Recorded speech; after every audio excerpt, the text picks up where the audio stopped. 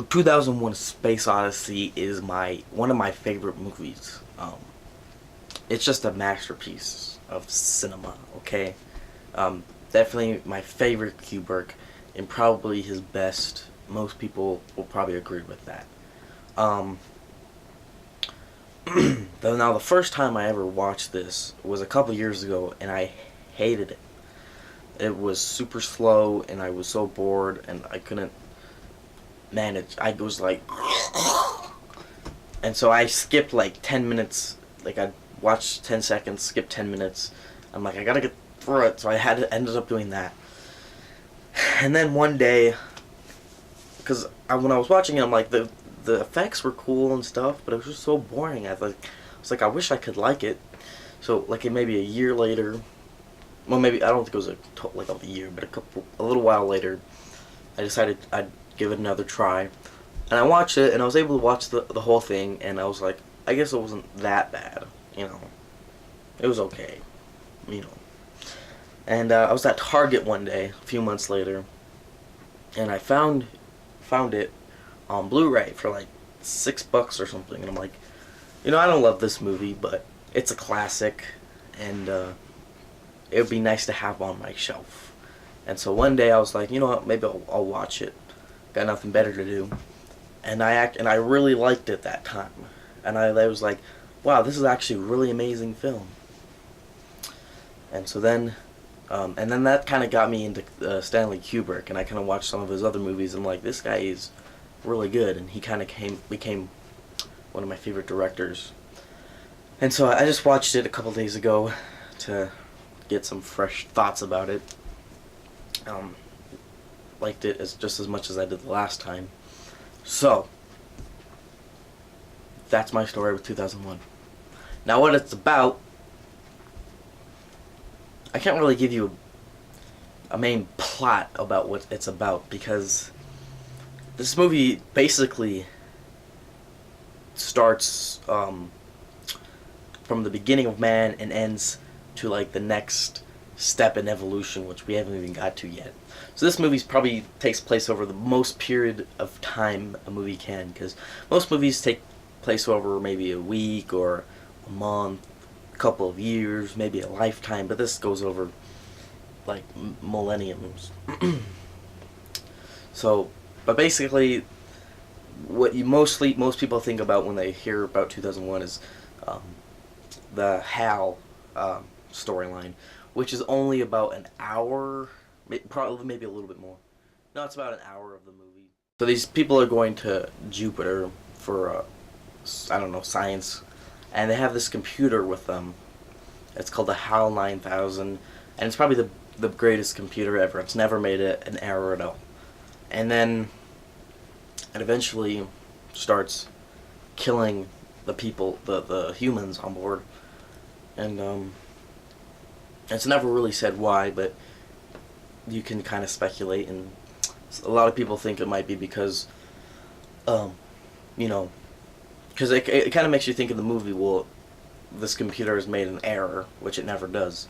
But some people think, though, it's actually that it hasn't made an error, and it knows that with the people on board, the mission can't go as well as it can go, so he has to eliminate them. So that's kind of interesting. I'll get a little bit more into the rest of the story a little later.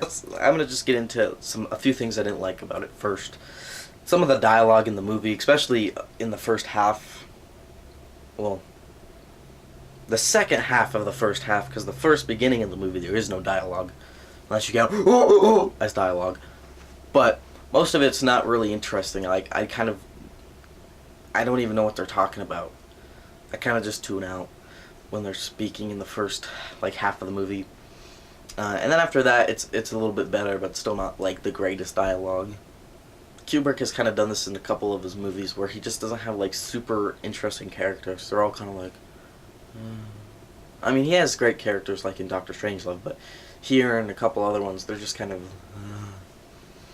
But in this movie, I don't think it's really about the characters so much. It's not really about the people, so I guess you can kind of let this one slide, because most of the time characters are a huge thing for me. Like if the characters are good, then the movie is usually good. If the characters aren't, the movie's not. But here, I don't feel like it's really about the characters. There's a lot more to it than just them. So that's basically everything I didn't really like about it. So now let's get into the things I did like about it, and then I'll go a little bit more deep into maybe the meanings and things about the movie. So the effects in this movie are incredible. This movie was 1968, I believe, and the models and the sets and everything is so well done. It's better than some stuff we have today, the models and everything. And they even had the rotating like set, like kind of what they did in Inception, so they could have people like walking upside down and stuff. And if you didn't know about that, you'd be like, "Wow, that's really cool. How'd they do that?" You know. And it's amazing because they didn't have CGI back then, so nothing in this movie is done with computers at all. Even some things were like, that looks, you know, like it could have been done by a computer. It's not. It's all done practically. Even the Stargate thing, I don't know what they called it, but that was all done practically. Like, they had these slits and everything.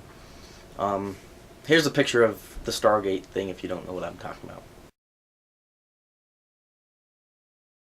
Yeah, that was done practically, which is crazy.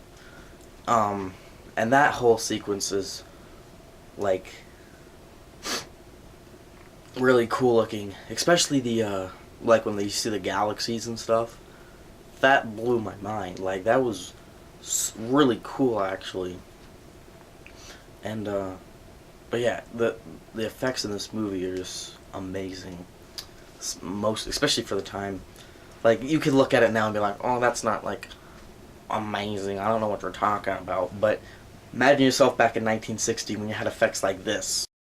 And then you see something like 2001: A Space Odyssey. Your mind would have been blown out of your head. And it still blows my mind a little bit. But seriously, every frame of this movie, it's like you could take that and put it up on your wall somewhere. The cinematography is amazing. Everything is, you know, just for everything from like the camera movement to the framing, it all looks like amazing. Like, Stanley Kubrick was a photographer before he did movie, before he was a director, and you can kind of see that in this movie because everything is set up, like the framing is set up so perfectly. It's like, that's beautiful. Even just like the camera movement, like, it always is smooth, and yeah, it's probably some of the best cinematography I've ever seen in a movie. But yeah, and it's also really well edited too. They don't cut like every 5 seconds. They really actually don't even cut at all. There's a lot of really long takes in the movie, and also some other scenes are edited pretty well. Like the scene where Hal's reading their lips and stuff. You don't need a single word to know what's going on there. You see the guys are talking in the ship, and then you zoom up on Hal, his eyeball, and then you see him. You see from his point of view, you know, no dialogue. You're seeing it from him. Zoom up on the lips, moves over, and pretty much anybody can realize, oh, he's reading their lips. You don't need it said for you. That's something Kubrick is like understands. Is you never, if you can show something, then you show it. You don't have to say it, and he does that a lot. So the movie was amazingly made. It's amazingly made. Amazingly, I don't know if that's a word. But anyways, it was incredible visually and stuff. And that's just like kind of the top of the surface of this movie. There's so much about this movie when it comes to the different theories and ideas about it. Because it really makes you think, and that's one reason this movie's cool, because it's, you know, some movies are just fun, but this movie really makes you think, and you're like, what does that mean? What's that? And you want to, after you see this movie, you want to learn more about it, and you want to keep diving into this movie after you've seen it for like weeks. And I think that's one sign of like a great movie, is it stays with you, you know, for at least a couple days after you see it. Like some movies you see and that was good, and then you kind of, you know, you forget about it, you don't really think about it. But a great movie, you really think about it for long time after. And with this movie, you definitely do. So now let's get into like the more icky stuff of the movie, the more think. I'm a pretty dumb person, so most of these theories I didn't really like come up with, but these are just some stuff I kind of agree with, and kind of my take on the idea. But so the monolith in the movie, some people have wondered, what that means, and what I kind of think it kind of is maybe it's aliens, I don't know, but every time you see it show up, there's a next evolutional step in mankind. Like the first time you see it is when they discover tools. The next time you see it was kind of once they've been in space, and then the next time you see it is when he's becomes the Star Child, which I'll get into that in a minute. So I think it kind of has to do with something like that. I don't know why it shows up there, how it got there, but it definitely, I think, has something to do with evolution. And I don't believe in like evolution, that we came from monkeys and stuff like that. But I feel like this movie has something to do with like evolution of man, because it starts off with monkeys, then goes to space, and then goes to Star Child.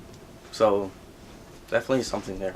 Even if you don't believe like they came from monkeys, we still have, progressed. So maybe not evolution, but progression. I don't know. So let's talk about like the last like few minutes of the movie. So there's the Stargate sequence, which is, like I said, it's amazing. And then he ends up in this weird place, which is, I don't understand this scene very much at all, because he sees himself, and then he sees himself later, and then he kind of disappears. Like, if you haven't seen the movie, I'm not going to make any sense to you, but it's really weird. And once again, I feel like it has something to do with evolution or progression, because he's seeing himself get older and older. What's that have to do with it? I'm not quite sure. But it's something interesting, though, just to think about. But yeah, and it gets older and older, and then he turns into the Star Child, which I guess it has something to do with, we've gone into the next step, which is, I guess being reborn into another thing, which I don't know what that is, but still, I don't know, it's pretty crazy, the last few minutes. Like, the last few minutes is really cool looking, because, like, it's completely different from what the rest of the movie is like. And you're like, what is this? But, yeah, you should watch the movie. Some people might, like I said, get really bored by this movie and think it's super dumb, but if you just go into it knowing what it is, don't go into it thinking it's about a crazy computer that takes over, because that's only a small part of the movie, because that's what I thought it was when I first watched it. But yeah, this movie's pretty crazy. Really makes you think. I've watched a couple videos about it, and I still don't even know if I understand it, but visually amazing. So there you go. There's 2001: A Space Odyssey. Stanley Kubrick's masterpiece. So thank you for watching, and I'll see you next time.